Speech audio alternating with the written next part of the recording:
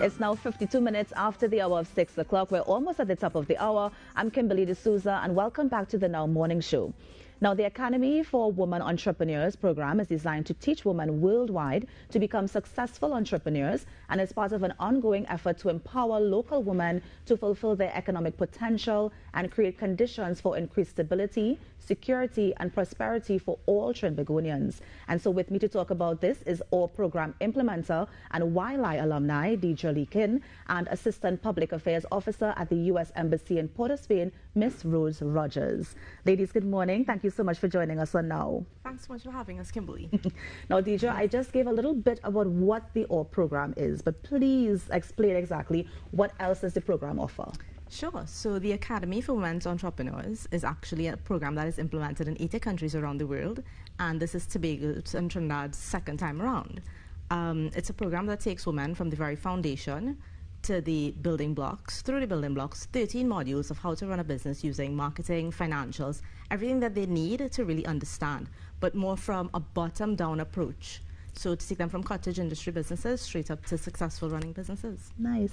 Now, women who join the program, is it that they have to be an entrepreneur before, or they have to have a business? How does it work? All right, so for the second round, we have actually changed requirements just a little bit, and you have to have a business that has been running for a year. It does not necessarily have to be legally registered yet, but you must be in operation and you must be producing if it's a product, or you must be supplying if it's a service. Now, Ms. Rogers, I'm going to bring you in. How is the U.S. Embassy involved in this project? Well, the U.S. State Department launched the AWE program in 2019, and this was an initiative. While the U.S. has always supported women entrepreneurs and empowering vulnerable communities, we launched this initiative specifically to empower female entrepreneurs, to provide them with the resources, the network, and the support to really launch, grow, and sustain a business. We believe that empowering women not only empowers that woman, but the community she's around. It empowers her family, it empowers her local community, and then in turn, the entire nation will benefit. Now, the resources and the support that you're talking about, is it financial as well? So we do have a pitch competition that flows at the end of it. So they go through full pitch training, which is actually our local spin on the project. So the project is a State Department initiative coupled with the Arizona State University. And that's where the course modules are designed. However, with our local spin, because we understand that the women need that financial injection, we have the funding support of the U.S. Embassy to add a pitch competition. So we just had our pitch competition for the first year, 2 days ago actually. And we have 6 winners, so they will have financial support and they will have resource to help them understand how to implement and how to inject the money into their companies. Nice. Now, the 6 pitch winners, because I'm interested, what sort of background they came from? What products can we see pretty soon? So that's actually really interesting. They came from such a wide variety of backgrounds. At the pitch competition, we had women who were running businesses installing solar panels, and we had a woman who does Tobagonian traditional treats and packages them out and sells them in part of tour groups and provides them to hotels. We had high-end gourmet chocolates. We had such a range. It was very, very diverse, the backgrounds. We had customized swimsuits. I mean, the businesses these women come to, it's literally everything. Any kind of area of entrepreneurship you could think of, the women have represented. Yeah, it sounds exciting. Go ahead, DJ, you want to say something? Yeah, we don't have a barrier as well. So you may think that it only has to be some type of a company that will become a limited liability. But we actually had an NGO. It's called the Sister Bestie NGO, and it supports women who are going through pregnancies or who have had miscarriages, and it's a complete NGO. That's amazing. Now, after they come out of the program, what sort of support will the U.S. Embassy still give as it relates to the project?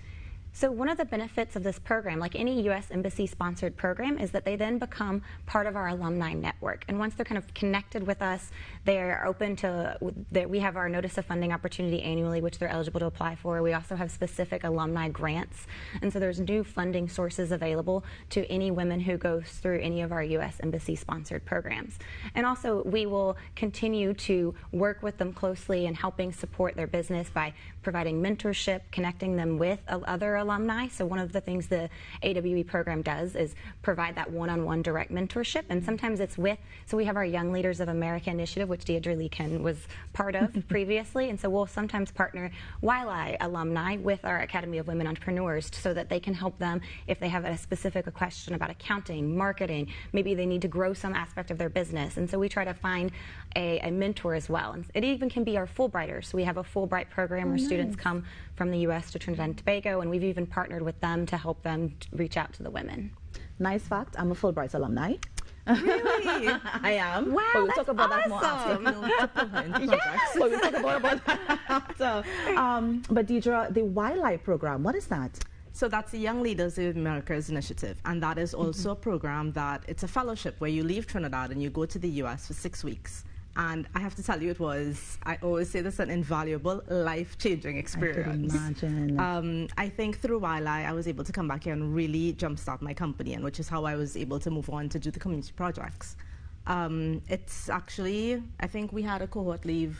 We did. They're actually leaving this morning. morning. They're in the airport this morning. Yeah. Okay, where are they off to? So they will start in, I believe it's Washington. Yes, they have in their DC. grand start in Washington, and then it's 250 people from LATAM, and including Canada now as well, actually. Right. And then they disperse across all of the states in groups of 15.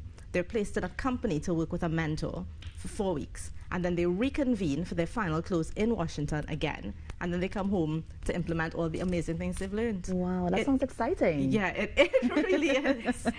It is, and it's another opportunity that the women who come from the Academy of Women Entrepreneurs, if they want to go on and continue to kind of get that business knowledge and business acumen, they can apply to be a YLI as well. And so that's something that is available. So if they want to continue that, you know, I need more specific support on this aspect of growing my business, or I'm stuck at this aspect. Maybe you started growing and you've plateaued, then YLI is a fantastic program for you at that stage. Of course. Now, going back to the ORP program, I know that you mentioned, Deidre, that the application criteria has changed. Yes. For those who are looking on and they probably want to join the program, what sort of documents they need to have? How can they get more information? Okay, so first of all, you can go to www.awett.org and all of the information there. It is an application form. You don't necessarily need documents, so there's nothing to upload. You don't have to have registration documents, none of that stuff. But it's not age defined. So if you are a 50-year-old woman who wants to change careers and get into entrepreneurship, I encourage you to do so. You do have to upload a 1-minute video. And in the video, we're not asking for you to tell us how great your business is. We want to see who you are. One of the things that we really promote with the program is that we find the women who are passionate. It's not about having an academic background. It's not about having the best product, the most social media views and likes. It's about having the passion and the commitment to complete the program. A lot of resources go into the program, and we want the women who really want the opportunity, not someone who's going to start and then drop out halfway through or anything like that. So, is there a cap on the number of women that you accept per installment? Yes, actually. So we take 30 per cohort. Right. And I can tell you applications opened on the 15th of last month, and we got to close on the 20th of this month, but we already have in excess of 150-something applications. It's very difficult. So I do encourage you to send us very dynamic videos. Because I was just about to ask, what will make someone's application stand out from the rest? Okay, so it would be the innovation of the product or the service that they're supplying, the care that they put into the application. One of the questions is, tell us about your business. If you put one sentence as opposed to truly showing us the nature of your business, explaining your why you started it, why you're passionate about it, why you think it has a community impact, or why you think it's helping your client in some way. Also the video, when you tell us and show us who you are, it all helps the application. Of course. And to piggyback off what she was saying, so she noted this briefly, but one of the resources of this course is very intensive. It's not just something that you can quickly get through just, right after I'm just going to do this 5 minutes and finish the requirements. And we work with Arizona State University to build this online curriculum, so it's a very hybrid model. So it's online? So there's half of it's online and half of it's a facilitated instructor. And so half of the curriculum, they need to sit down and do this course, this Dream Builder program, and this course curriculum is not necessarily, it's not hard, but it's also not something that you can quickly just rush through. And so we really look for that time commitment, women who are going to stick through, be able to have that kind of gusto of I'm going to get this done no matter what. And so that's something that we really look for in those applications. And as I said, it's hybrid, so we also do the in-person facilitation, so it's not just the online courses with this AWE program. Right. Now, as you mentioned, that time constraint, how long is the program? So the program runs for 6 weeks to 3 months. And the reason I say it like that is because when they're finished with the modules and the online facilitation and all of that, there's a break. And then they start pitch training. Yep. And then they have their pitch competition. And we do tend to add in different workshops. If we find that during the coursework, we found that marketing was something that they specifically needed more of, we do run master classes. So we add things in to make sure that when they leave, they're well equipped. Now, this is a free program. Like, you can apply for free, get training for free, and then just go out and, you know, implement everything that you would have learned in the course? So that's a tricky question. It is not a program that requires financial commitment. Right. But it's not free.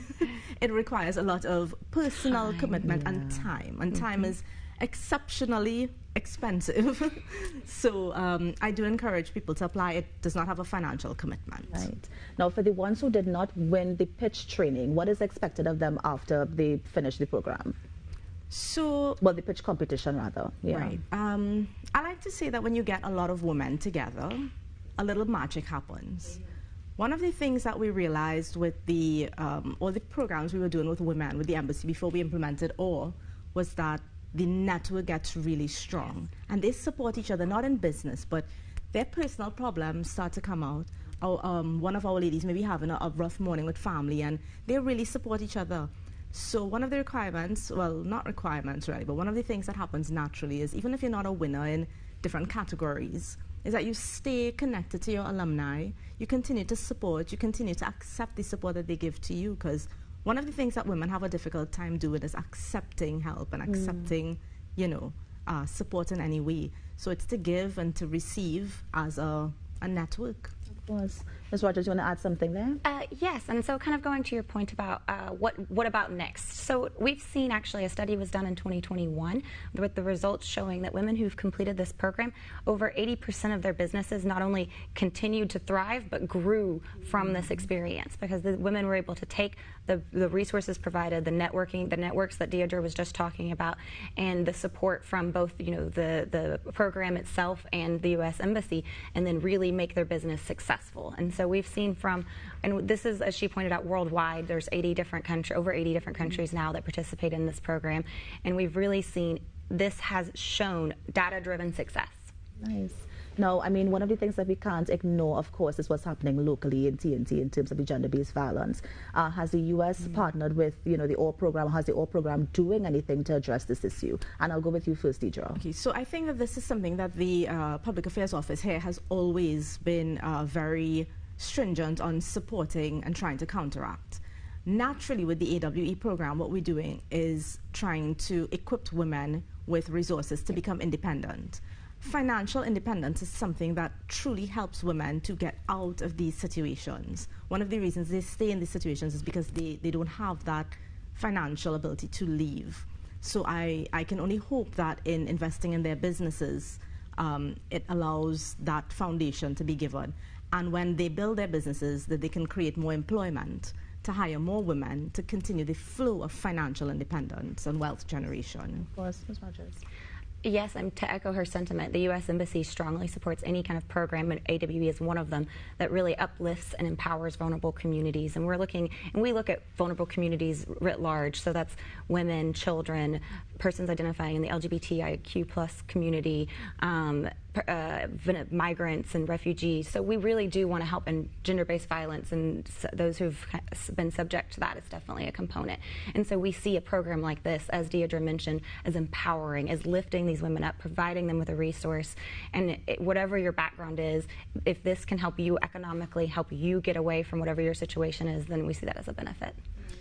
Now, we only have a, go ahead, yeah, one more. Rose touched on the Venezuelan migrants. The requirement for the program is that you must be a resident of Trinidad. So if you are actually a Venezuelan migrant and you're a resident, you can apply. We have two lovely participants who went through our program, Mercedes and Svetlana. Svetlana is actually at Living Waters, and she's helping us to add some more components to the program as well. So I encourage those people to apply as well. Nice. And Deidre, before we go, just tell us when applications close and, of course, where we can go to apply and get more information. So you can go to www.awett.org. And applications close on the 20th of this month. It is not an easy application, so please do not wait for the morning of or the evening before. Yes. Take your time, start filling out the application from now and send it to us. You never know. Nice. And I think it's on air there for you to see. It's www.awett.org. That's it? All right. Any closing thoughts, Deidre, before we wrap? I'd just like to say sometimes we feel that we can't get something done and we are a little bit anxious or a little bit scared. I get scared of things all the time. But I would say just put it aside and give it a go. Just do it. Just give yourself that little push. You know, it's for you. AWE, I tell the women, it's for you. It's an investment in you. So, you know, I encourage people to really, really give it a go. Ms. Leakin, Ms. Rogers, I see you wanted to say something quickly. So I just would love to echo that and encourage women, all the women out there running a business to apply to this, because when women empower women, I agree, magic happens. And it's exciting to be here today in a room full of women.